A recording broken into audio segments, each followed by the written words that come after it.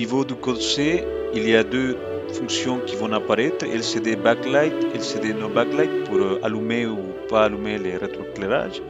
Et on a aussi la fonction LED init pour initialiser notre système de module I2C avec l'Arduino. Et il y aura à télécharger cette librairie Liquid Crystal I2C sur GitHub. Donc là, il suffit simplement d'aller sur le site de GitHub et puis on va télécharger en format zip la librairie. Donc là, on télécharge sourcecode.zip, la toute dernière version. Une fois que c'est téléchargé, on va sur notre système, on crée un sketch et puis on va faire sur sketch include library,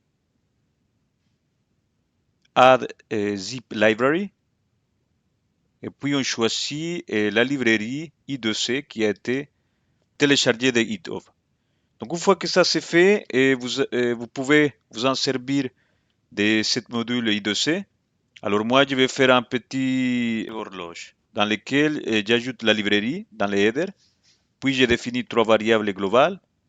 J'ai créé le constructeur I2C bien sûr pour donner l'adresse de notre module I2C dans la communication avec les microcontrôleurs.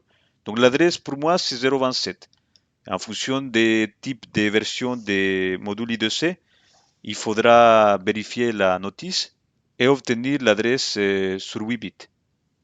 Puis on a le module qui LCD qui c'est 16 par 2. Par la suite, on va ajouter une méthode pour faire avancer les minutes, les secondes et les heures. Et comme ça, pouvoir comptabiliser le temps. Et après, on ajoute une méthode qui sert simplement à afficher proprement les caractères qui sont inférieurs à 10 pour obtenir un 0 concaténé à notre valeur en entier.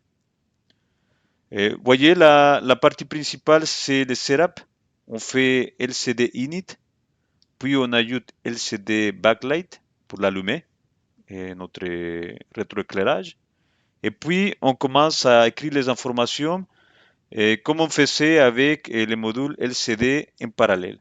C'est-à-dire qu'on met notre curseur au départ pour qu'il puisse afficher la première ligne, c'est-à-dire pour notre cas la chaîne de caractères heure locale et puis on met LCD7 curseur 01 pour aller sur le deuxième rangée et à ce moment-là ajouter les différents entiers qui font partie de notre horloge. Et à la fin, on ajoute un délai et pour par la suite incrémenter les comptages. Donc en fait, les comptages se fait tous les 1000 millisecondes. À chaque fois, il y aura à la fin une incrémentation qui va être faite par cette méthode.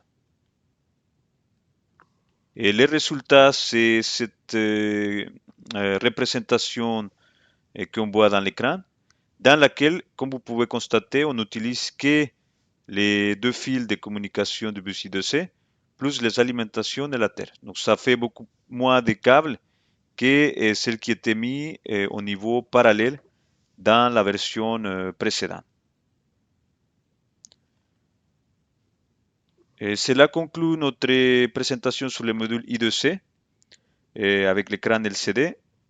Merci de votre attention et à la prochaine vidéo.